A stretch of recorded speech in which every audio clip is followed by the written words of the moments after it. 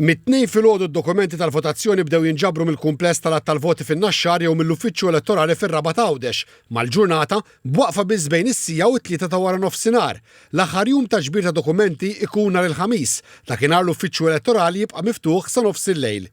Il-Kummissjoni Elettorali qalet li sa tnejn filgħodu kien hemm 334,481 dokument tal-votazzjoni f'idejn il-votanti biex fadal jinġabru 22,333 dokument tal-vot li ammontaw għal ftit aktar minn 6% tal-votanti eligibbli. Ma' TVM News il-Kummissjonarju Elettorali Prinċipali Joseph Camilleri spjega li jekk hemm min tilef id-dokument tal-votazzjoni għadu fiċ-ċans li jista' jivvota. Jista' jikkontattja lill-Uffiċċju Elettorali jew jiġi personalment hawnhekk fejn jagħtina l-informazzjoni li hemm bżonn li tilef id-dokument tal-vot u aħna noħorġulu dak li ngħidulu special vote biex ikun jista' jmur jivvota.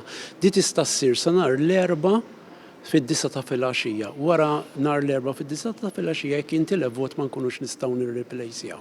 Il-Kummissjonarju Elettorali Prinċipali spjega l-iskeda tal-proċess elettorali għal din il-ġimgħa. It-tlieta jivvotaw l-uffiċjali tal-Pulizija u dawk li se riservu bħala assistenti kummissjonari elettorali fil-postijiet tal-votazzjoni li flimkien jaqbżu is-6,800. Il-ħamis jivvotaw pazjenti fl-isptarijiet. Il-ġimgħa huwa jum is-silenzju fejn ma tista' ssir l-ebda propaganda politika. L-istess is-sibt meta l-poplu jista' jivvota bejn is-7 ta' filgħodu u l-10 ta' filgħaxija fil-post fejn indikat fuq id-dokument tal-votazzjoni. Persuni li għandhom 75 sena jew aktar u l-persuni b'diżabilità se jingħataw preċedenza fil-kju il-ħin kollu.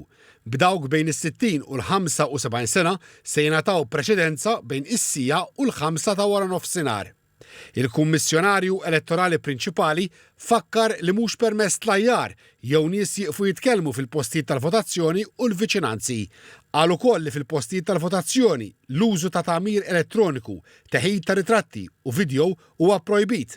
TVM News staqsa lis-Sur Camilleri x'għandu jagħmel votant li jieħu żball ġenwin waqt li jkun qiegħed jivvota. Kemm imur fuq l-assistenti kummissjonari elettorali jieħu dik il-belet li fuq aħħal iżball dik tiġi kkanċellata mill-uffiċjali hemmhekk u jtuħ belet paper oħra jkun jista' jivvota. M'għandu l-ebda votant m'għandu jiddejjaq biex jitlob li jikkoreġi jiġifieri jagħmel belet paper ġdida. Aħjar milli jibqa' jħażżes fuq il-belet għax hemmhekk ikun jista' jkun qed jinvalida l-vot. Ix-xogħol fis-sala tal-voti fin-Naxxar jibda fl-10 ta' filgħaxija tas-Sibt, malli jalqu l-postijiet tal-votazzjoni jibdew jinfetħu l-kaxxi tal-votazzjoni bikrija u l-voti jibdew jitpoġġew wiċċhom l-isfel f'direzzjoni waħda f'kaxxi tal-kartun. Dan il-proċess jibqa' għaddej sakemm jinfetħu l-kaxxi kollha li jkunu ġew mill-lokalitajiet. Is-Sur Camilleri konferma li biqbil mal-Pulizija it-tieni fażi tal-proċess ser tibda l-ħadd fid-9 ta' filgħodu, meta l-voti jibdew jintwerew wieħed wieħed u jibdew jiġu skenjati. Meta l-voti kollha jkunu ġew skenjati u ttieħdet deċiżjoni dwar id-dubjużi, il-Kummissjoni Elettorali tiskatta il-Count Engine li fi ftit sekondi tagħti riżultat, inkluż il-5 kandidati eletti fuq kull distrett. Il-Kummissjonarju Elettorali Prinċipali jistma li dan il-proċess iseħħ il-ħadd madwar it-8 ta' filgħaxija u skont il-liġi dak ir-riżultat jiġi ppreżentat lid-delegati tal-partiti li għandhom sa 4 sigħat żmien jiddikjaraw qbil dwaru mal-Kummissjoni Elettorali.